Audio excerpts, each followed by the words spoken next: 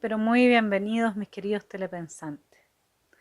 Intentaré que esta columna sea más breve, por recomendación de algunos de mis Patreon, que quieren poder llegar con este relato de lo que sucedía y cómo era Chile bajo el régimen de Allende, que recordamos acá, no salió elegido por una mayoría abrumadora, sino que salió elegido gracias a que el Congreso, particularmente el Partido Demócrata Cristiano, lo apoyó a cambio de la firma de garantías constitucionales que Allende no respetó, y por lo tanto uno puede decir que su régimen no fue un gobierno democrático, es un régimen ilegítimo en la medida en que no cumplió con su juramento, y sin ese juramento él no hubiese sido electo, se habría elegido a, ¿no es cierto?, su contendor, Jorge Alessandri.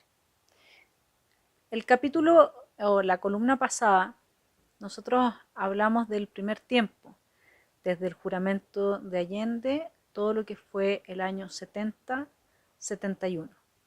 Voy a hacer esta columna más breve para que puedan traspasarle a los jóvenes lo que eran los titulares de los diarios en esa época. Ya empezamos, así que el joven que se sienta, que le despierte la curiosidad, puede volver a la columna pasada y ver cuáles eran esos titulares durante 1970 y 71 para observar cómo se nos está repitiendo la historia en muchos aspectos, está siendo extremadamente similar a esa época que, bueno, Chile tiene una característica bastante particular.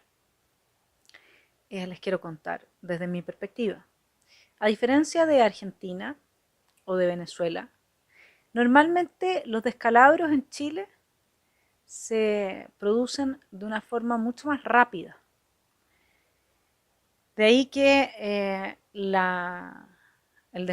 desmantelamiento institucional y la corrupción de las instituciones dure poco tiempo cuando ha llegado a un cierto punto, un extremo, antes de que venga, digamos, un coletazo violento, fuerte. Y eso es, piensen ustedes que en 1000 días, en solo 1000 días, la clase política chilena que gobernaba en esa época, la posterior concertación y muchos de los que hoy día ocupan cargos importantes, que en esos tiempos eran parte del MIR, que eran parte del Partido Socialista, etc. Mucha de esa gente en 1000 días, solo 1000 días, destruyó Chile. Y es que Chile no es un país rico. Las élites políticas destruyen rápidamente el mercado cuando les crece el diente y de ahí no hay nada más para repartir. Ese no es el caso de Argentina, ¿no es cierto?, que llegó a estar primero entre los 8 países desarrollados del mundo a principios del siglo XX bajo el esquema liberal que tanto denota la izquierda. La izquierda, le explico al joven que no haya visto la columna anterior, la izquierda, en la medida en que permitió que pasaran todas estas cosas, las promovió y además fue parte de ellas, y aquí estoy hablando en términos amplios, estoy generalizando, fue responsable de la crisis institucional del 73. Y de esa responsabilidad nunca han hablado, nunca se han hecho cargo, nunca nos han dicho nunca más. Y por eso ahora estamos repitiendo la historia. Vamos con los titulares. Fíjense lo que era enero del 72. 2 de enero del 72. Ha nacido el mercado negro del repuesto, denunció Juan Vergara, presidente de los taxibuseros, analizando las causas de la situación por la que atraviesa la locomoción colectiva particular.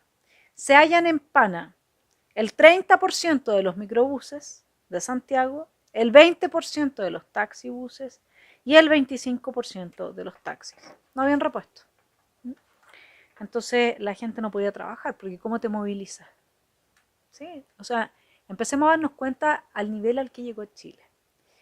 6 de enero del 72, vamos a hablar de enero y febrero del 72 y voy a hacer un poco más corta estas columnas con ese fin, con el fin de que lo puedan compartir con jóvenes que tengan hartas cosas que hacer y entonces se puedan destinar a ver esta columna. 6 de enero.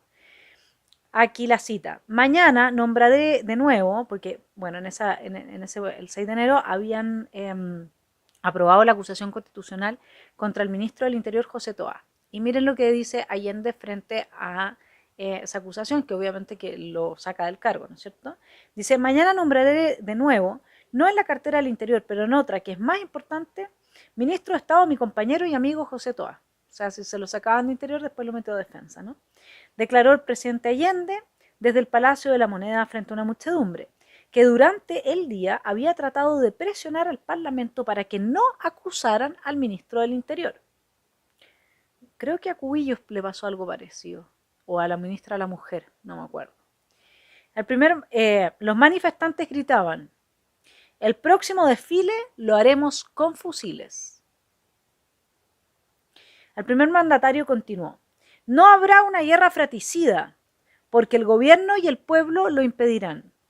No queremos una patria ensangrentada. No queremos víctimas inocentes. No habrá tampoco un presidente que se suicide, porque el pueblo sabrá responder. Ya la veía venir ya, ¿no? Eso fue el 6 de enero de 1972, imagínense. El 9 de enero, el diputado socialista desaforado y encargado reo, Joel Marambio, protagonizó un incidente a tiros con jóvenes demócratas cristianos en San Fernando, en el cual 2 muchachos quedaron heridos. O sea, ya la gente se agarraba a lazo, literalmente. Que eso es lo que se está fomentando acá, que empieza a pasar eso. 14 de enero, la Plaza de Linares fue escenario de una masiva concentración de protesta por la política agraria del gobierno, organizada por la Mesa Central Única Campesina, que agrupa a 25.000 trabajadores. El ministro de Agricultura, Jacques Chonchol, fue enjuiciado por la discriminación que hace entre campesinos de la Unidad Popular y campesinos de la oposición o independientes, dándoles a unos y negándoles a otros crédito y ayudas fiscales. ¿Es justo eso? ¿Eso no equivale a ser como exonerado político? Si uno por tener un determinado pensamiento es tratado por el Estado de una forma que le impide tener las mismas condiciones que los demás, solamente por no ser miembro de la Unidad Popular. Váyanse dando cuenta, porque siempre todos estos gobiernos terminan así. Toda esta gente que le promete todo a todos, primero lo entrega, le quita a los demás, a todos los que no son de su bando, y termina por quitarle también a los de su bando cuando son muchos porque no lo pueden sostener. 14 de enero, el presidente Allende anunció el envío al Congreso de la lista de las 53 empresas que deberán pasar al área de la propiedad social y de las 38 que están destinadas al área de propiedad mixta. Expropiaban las empresas. Llegaban y decían al empresario, váyase. Y la empresa quedaba en manos del grupo de trabajadores que adhería a la Unidad Popular, que era el conjunto de partidos que apoyaban a Allende. Entre comillas lo apoyaban. Al respecto, entonces dice, respecto de la evasión tributaria, porque aquí siempre se crean estos fantasmas, habría una evasión tributaria tremenda, dice Allende, no nos detendremos ante nada y pediremos a la justicia el castigo para quienes resulten responsables de la evasión de impuestos, sean opositores, simpatizantes, militantes o miembros de este gobierno. Sí, claro. Esto es lo que yo llamo un juicio de higienización moral, higiene moral, como la higiene racial de los nazis. Esos eran los términos que usaba este señor. El amigo que te encuentras, un amigo en la Alameda, ¿eh? Tu amigo en la Alameda. 14 de enero, yo creo que Chile está profundamente amenazado como nación, declaró Eduardo Frei en San Fernando. 19 de enero, Raúl Quesada Moreno, agricultor de 52 años de edad y padre de 8 hijos, fue asesinado a palos. El 19 de enero de 1972. Raúl Quesada Moreno, asesinado a palos por extremistas que, instigados por el movimiento campesino revolucionario, ocupaban la reserva del Fundo La Rinconada de Teno, administrada por la víctima. Se ha querido hacer creer que este proceso no tiene costo social, dijo Manuel Valdés, presidente de la Confederación de Sindicatos de Agricultores de Chile. Los sindicatos ya diciendo, oye, paren. ¿Qué tal? 21 de enero, los comerciantes del ramo denunciaron que el cemento ha desaparecido en las ferreterías de Santiago Provincia. Ya no había cemento. Y entonces, ¿qué es lo que pasa el 22 de enero? Alejandro Pérez dice que era presidente de la Asociación Chilena de Lisiados. Fíjense, dice, mal puede pretenderse así, crear un Chile y un hombre nuevo.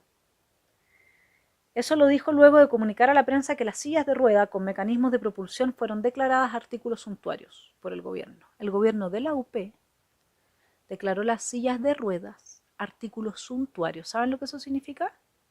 Que era como un artículo no de primera necesidad. Es como que yo les hable a ustedes de un collar de perlas o de un Ferrari.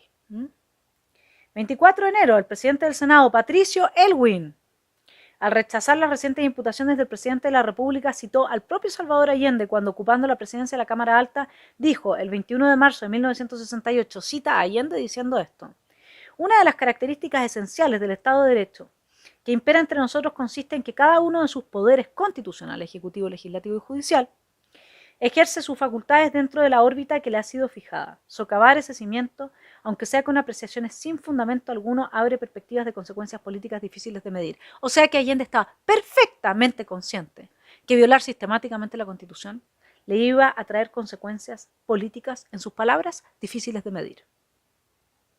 O sea, ya había hablado de que él no se iba a suicidar, ya lo había pensado, de que no iba a haber una guerra fratricida.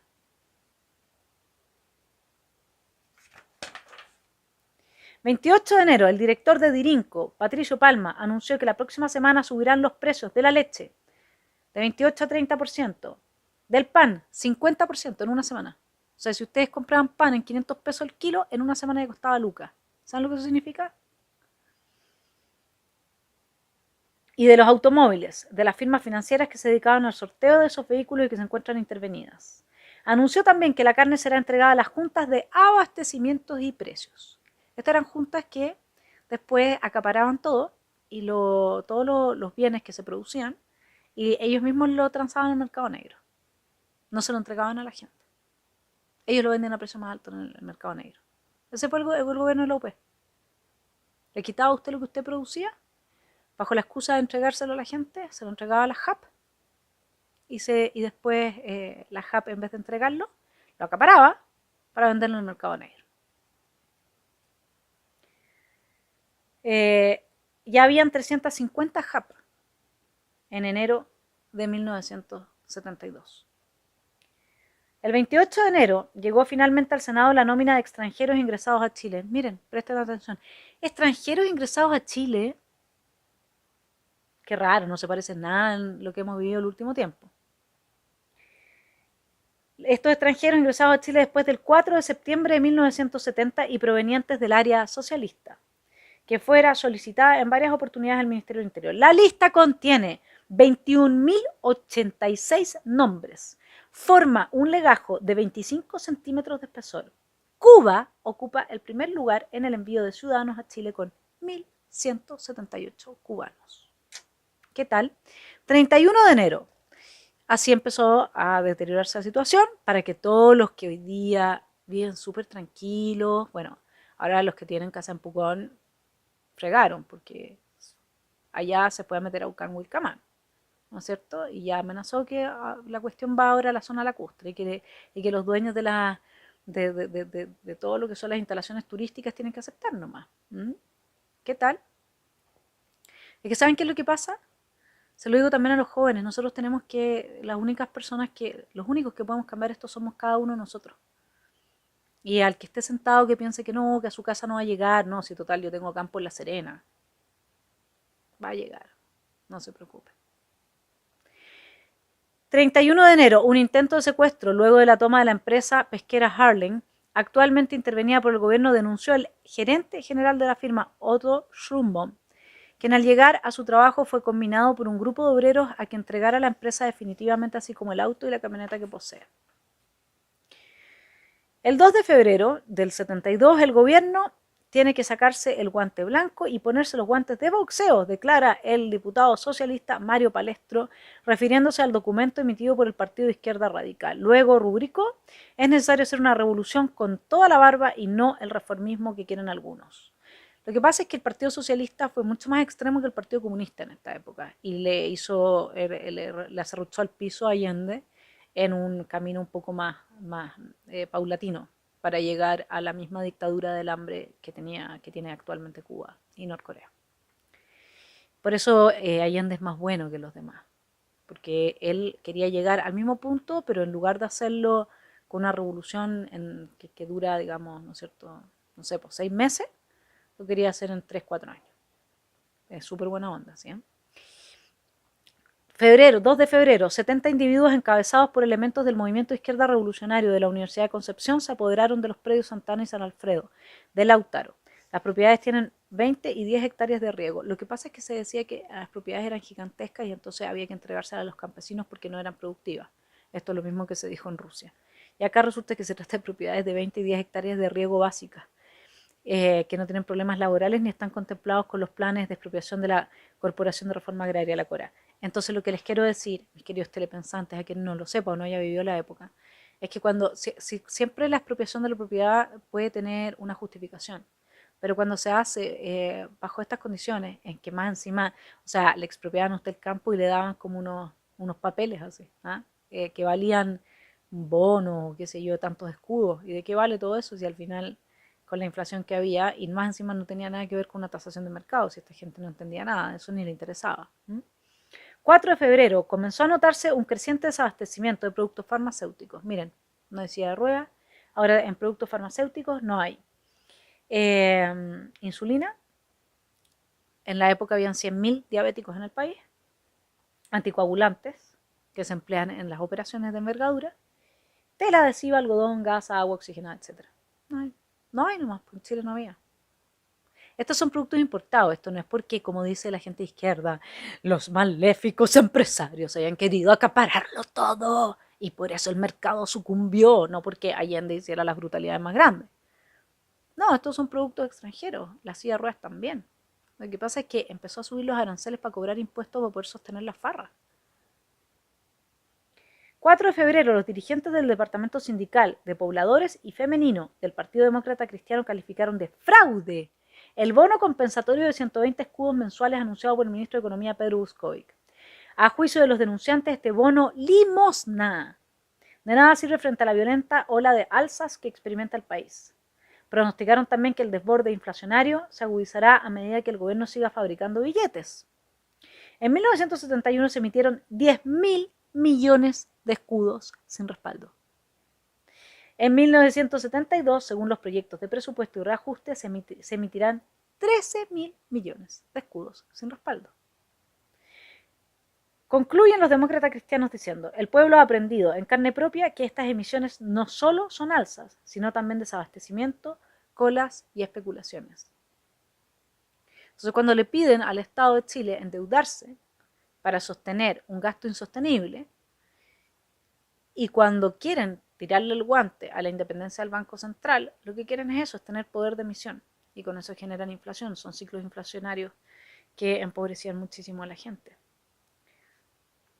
6 de febrero, frente a continuas denuncias de los pescadores artesanales chilenos, cuya pesca está siendo arrebatada y cuyos aparejos son sistemáticamente destruidos por los barcos soviéticos que el gobierno de Chile acaba de arrendar a través de la compañía pesquera Arauco, las autoridades debieron ordenar a los pesqueros rusos que operen más allá del límite de las 3 millas marítimas. Ay, ¿se acuerdan la ley de pesca que es nefasta y que beneficia a, no sé, un par de familias típicas chilenas de la oligarquía y qué sé yo? ¿Se acuerdan de eso? ¿Ustedes creen que esto cambia cuando llega el gobierno del pueblo a la cúspide? ¿Ustedes creen que dejan de hacer negocio y de destruirlo todo? Lo que hizo el gobierno de Allende fue entregarle el poder de las costas marítimas a la Unión Soviética. ¿Qué tal? Destruyendo a los pescadores artesanales. Eso lo hizo el gobierno del pueblo. 7 de febrero, el primer mandatario reconoció que existe desabastecimiento de clavos, acero y otros rubros. ¿Y saben por qué dice que existe todo ese desabastecimiento Allende? Porque a su juicio nunca se había construido tanto en Chile. Así miente esta gente. Como Jadwe cuando dijo que el Partido Comunista nunca había sido parte de una dictadura. Y nadie le dice nada. 8 de febrero, el presidente Allende informó en conferencia de prensa sobre los resultados de la licitación automotriz, diciendo que se formará una comisión a nivel gubernamental para terminar con la brutal especulación que existe. Vamos a hacer que la gente se inscriba para un auto, como en la Unión Soviética. Que haya una comisión para que la inscripción sea pública y que se sepa quiénes son los postulantes, de tal manera que cuando se le entregue el automóvil a Perengano y Sutano, se sepa que lo compró y lo vendió al día siguiente y nosotros nos dejaremos caer para ver dónde metió la plata que ilícitamente se ganó. O sea, lo que quería frenar Allende es que yo pueda ir, comprar un auto y luego venderlo en un precio más alto que el que lo compré hoy día. De hacerme el spread, la ganancia. Imagínense. A ese nivel se estaba metiendo en las posibilidades de la gente de intercambiar bienes. Como no se iba a caer a pedazos más encima con ese nivel de emisión de escudos, que escudo era la moneda de Chile en esa época. El 8 de febrero, el senador nacional Víctor García definió así el rol de las juntas de abastecimiento y precio. A través de la cuota de alimentos controlan la libertad personal y violan la intimidad de los hogares bajo pretexto de allanamiento para buscar artículos acaparados. O sea, usted podía acaparar en su casa, por ejemplo, le tocaba 1 litro de aceite, pero tenía 3 o 4. Entonces eso justificaba que se pudieran meter a la casa suya a quitarle lo que había acaparado. Les voy a mostrar una cosa. Esta es una caja de fósforo de uno de los acaparadores. Era tal la escasez que la gente incluso guardaba fósforos. Yo la tengo acá, del suegro de una amiga mía. Esta es de la época. Él la guardó. Guardó fósforos, que hasta el día de hoy tienen algunas cajitas. Para que vean. Porque está la angustia, mis estimados jóvenes, que da no saber si mañana vas a tener algo que comer. Que obviamente que lo guardas en tu... Eso pasa en todas las crisis, cuando vienen huracanes, cuando hay terremotos. La gente actúa así. Eso es humano. 10 de febrero, 11 de febrero. El presidente se mostró especialmente molesto por el ausentismo laboral que se ha hecho notorio en las empresas controladas por el gobierno. Lo cita. En las industrias textiles faltan los lunes el 15 o 20% de los trabajadores. Esto se terminó, señores. A los alcohólicos y a los haraganes los voy a denunciar ante el país. Empresas estatales. El peor de los negocios para cada uno de nosotros. Vean, estimados jóvenes, cómo funciona hoy día. ENAP, Codelco, cómo ha bajado su producción, cuánto entrega hoy día respecto a hace 10 años atrás en cobre al Estado de Chile. Vean TVN, vean cualquiera de las empresas estatales cómo está funcionando. Son todas deficitarias, excepto el metro, creo. 11 de febrero, el presidente Allende abordó en Concepción el tema del desabastecimiento de productos cárneos, recomendando a las mujeres de la Unidad Popular reunidas en la Universidad Penquista que instauraran el empleo de la liebre y el conejo en la dieta familiar. El primer mandatario insistió en lo indispensable que resulta cocinar bien estos animales, como lo hacen chinos y franceses. En caso contrario, dijo, lo cita, una liebre mal preparada, es decir, uno no entra al comedor ni aunque lo lleven preso. 13 de febrero, el circulante aumentó a razón de 11.2 millones de escudos diarios durante 1971. Los ingresos fiscales experimentaron un descenso de 2%, mientras que los egresos aumentaron 47%. El déficit fiscal bruto alcanzó los 9.330 millones de escudos, resultando superior en 4 veces al de igual periodo anterior. Se farrearon todo se lo farrearon. Esto fue el gobierno de Allende, el régimen de Allende, una farra. Además de que recomendándole a la pobre gente, ya que no tienen nada para comer, háganse unos conejos, pero háganlos bien. Falta de respeto, ¿o no? 13 de febrero, en su tercer discurso del día, el presidente Allende anunció en Lebu la construcción de un gran puerto pesquero con créditos de la Unión Soviética. En algún punto de la provincia de Arauco, recalcó que el pescado es indispensable para sustituir la carne de vacuno, cuya veda en Chile calculó entre 8 y 10 años, porque, abre la cita, es decir, en palabras de Allende, las vacas no se reproducen como los conejos, cuesta bastante tiempo más. Allende calculaba que un chileno de entre 8 y 10 años no iba a poder comer un pedazo de carne de vaca. 15 de febrero, si se continúa con la práctica de pedir aumentos excesivos de salarios, puede ocurrir que en determinados momentos los trabajadores tengan mucho dinero en el bolsillo, pero no puedan comprar cosas porque hay escasez de mercado, declaró el presidente Allende. O sea, más encima sabía lo que estaba haciendo en términos económicos al imprimir ese nivel de billetes de circulante y ponerlo a circular, ¿no? Si yo tengo mucho billete, quiero comprar mucho. Si no hay stock, digamos, de libros, por ejemplo, y hay un total de 100 en el mercado, y había un circulante de X, si yo ese circulante lo aumento y todos quieren comprar libros, luego el precio del libro aumenta, porque aumenta la demanda, pero no aumenta la oferta, ¿sí? Por lo tanto, él sabía, y este mismo día dice que no permitirá huelgas parciales en las minas de cobre nacionalizadas. El primer mandatario aseguró que a causa de los conflictos laborales la producción de cobre durante 1971 disminuyó en 12.000 toneladas. O sea, prohibida las huelgas por el presidente del pueblo. Los dejo pensando sobre estos 2 primeros meses de 1972 y seguimos adelante la próxima semana. Que esté muy bien y de todas maneras habrá otro comentario más sobre actualidad, espero, antes que finalicemos esta, esta semana de marzo con un abril otoñal que nos saluda alegre. Que tengan una buena cuarentena, paciencia y mucho ánimo.